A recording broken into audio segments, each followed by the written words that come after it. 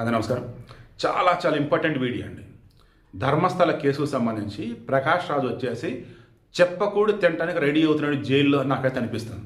ఎందుకంటే మొన్న చిన్నయ్య అనబడే వ్యక్తి మాస్క్ మ్యాన్ వచ్చి ఏం చెప్పాడు, కోర్టులో పిటిషన్ ఒకటి ఏమేశాడు, గిరీష్ అనబడే వ్యక్తి ఈ కేసులో కీలకం, వాళ్ళు చెప్పింది నేను చేశా అన్నాడు.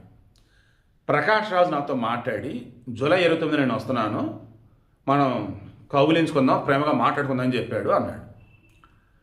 దాంతో ప్రకాష్ రాజు ఏమన్నాడు, అసలు ఇదేం మాట్లాడుతున్నారు, ఏం చేస్తారు, నాకే సంబంధం, నేను డైరెక్ట్గా వచ్చి మాట్లాడతా అన్నాడు.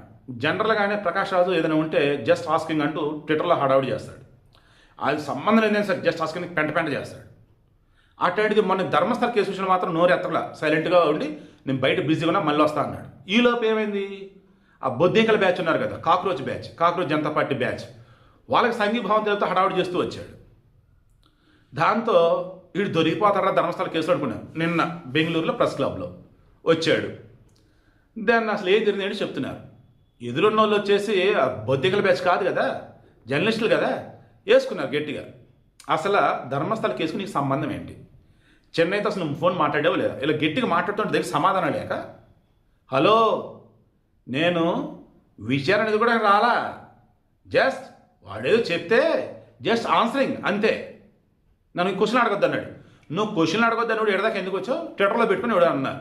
దాంతో మనోడు కాలిపోయింది. మొన్న కానీ నేను నాస్తికుడిని అంటాడు.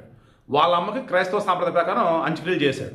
ఇదేంటే బాబా అంటే, మూర్ఖులారా, మా అమ్మ జీసస్ నమ్మిందిరా, ఒక కొడుకుగా ఆమెకి చెందినవి ఆమెకు కావాల్సినవి చేయాలి కదా అంటాడు. బట్ ఈ మనిషి ఎవరో ఏంటో తెలిసిందే, ఒక్క హిందువులకు సంబంధించిన అంశాలు గెలుపుతాడు తప్ప క్రైస్తవులు కానీ, బౌద్ధులు కానీ, జైనులు కానీ, సిక్కులు కానీ, ముస్లిం ఎవరిదో గెలకడు.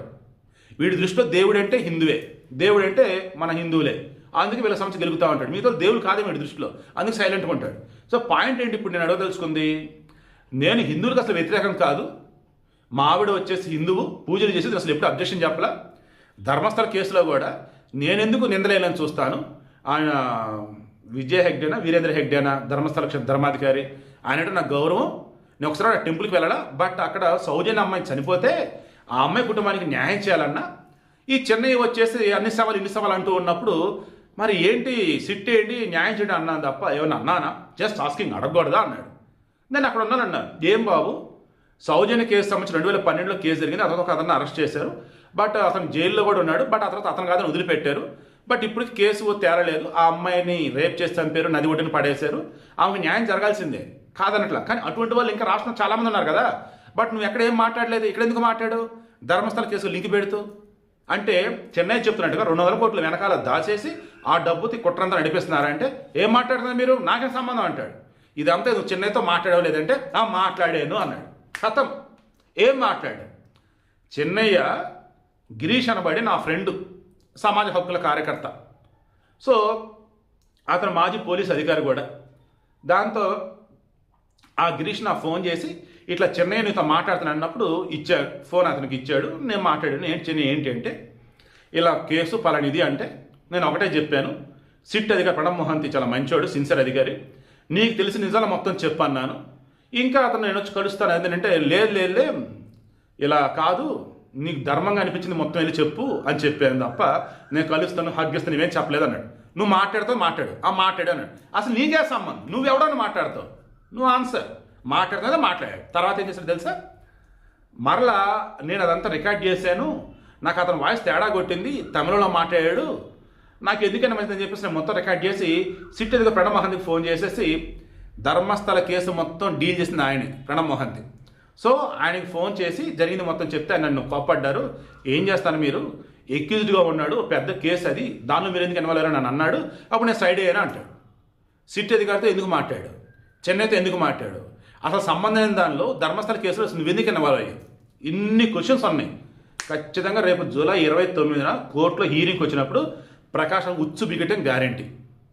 మరలా చెప్తున్నా, హిందూ ధర్మం జోలికి ఎవడైనా సరే వస్తే నిజంగా అక్కడ లోపం ఉంటే ఎత్తి చూపించు, తప్పు ఉంటే తప్పును బయటికి లాగు, తప్పు లేదు లోపం లేదు, అంత సవ్యంగా ధర్మంగా ఉన్నటువంటి చోట నువ్వు బురజలాలని చూస్తే దేవుడు చూస్తూ ఊరుకోడు. ప్రకాశం ఈసారి అడ్డంగా దొరికిపోయాడు, ఈసారి ఎవడో కాపాడాడు, నాకైతే స్ట్రాంగ్ అనిపిస్తూ ఉంది. ఆ బొద్దింకల పార్టీకి వచ్చాడు, ఓకేనా, దీనికేమో లేటుగా వచ్చాడు, ఏదైనా ట్విట్టర్లో స్పందించి అతను ఈసారి డైరెక్ట్గా వచ్చాడు అంటే భయం మొదలైంది.